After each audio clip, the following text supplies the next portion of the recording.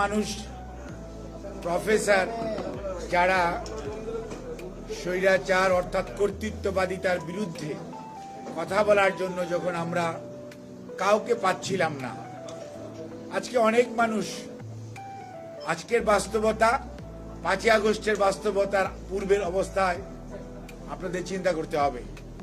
তখন যখন কাউকে পাওয়া যেত না, 2-3 জন মহিলা, অত্যন্ত স্বনামধন্য 2-3 জন মহিলা রাজি হতেন। তার মধ্যে একজন প্রফেসর ডক্টর তাজ মেরি এস.এ. ইসলাম।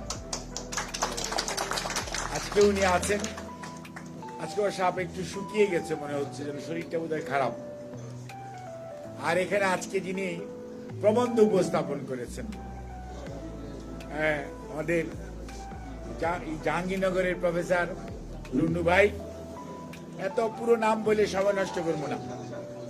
তার পরবর্তীতে যার বক্তব্য শোনার জন্য আমি আজকে আসছি, সেটা হচ্ছে অক্সফোর্ডের ক্যামব্রিজের পিএইচডি করা ডক্টর মাহাদি আমিন, আমাদের ভারপ্রাপ্ত চেয়ারম্যান মহোদয়ের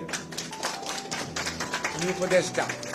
ওনার কিছু বক্তব্য দূর থেকে শুনেছি, কাছ থেকে আজকে প্রথম শুনেছি। আর এখানে আমার বড় ভাই প্রফেসর ডক্টর মওদুদ হোসেন আলমগীর পাভেল ভাই, আপনারা অনেক বিশেষণ দিয়েছেন। ভার্চুয়ালি ইজ এ জিনিয়াস এবং মিডিয়া সেলের কনভেনার।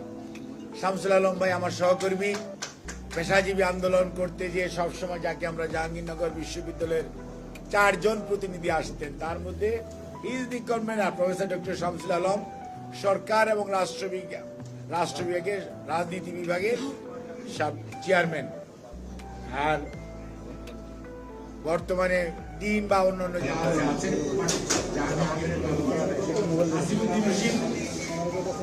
সভাপতি ঢাকা বিশ্ববিদ্যালয়, এখন ব্যারিস্টার, তারপরে আবার সম্পাদক বাংলাদেশ জাতীয়তাবাদী দল, এবং আমাদের আগামী দিনের ভবিষ্যৎ ইনশাআল্লাহ ব্যারিস্টার নাসিরউদ্দিন হোসেন। আর আছে রিয়েল, ওই যে টুপি পরা। 111-এর পরে আমি ওদের বাসায় অনেক দিন পালিয়েছিলাম। আমি প্রথম বুঝতে পারি নাই আজকের এডিশনাল সেক্রেটারি সেই সময়কার অ্যাসিস্ট্যান্ট সেক্রেটারি, ওর ডাক নাম রিয়েল, আসল নাম আমি আর বলতেছি না। আর ফরিদ তো আছেই, এবং সঞ্চালক।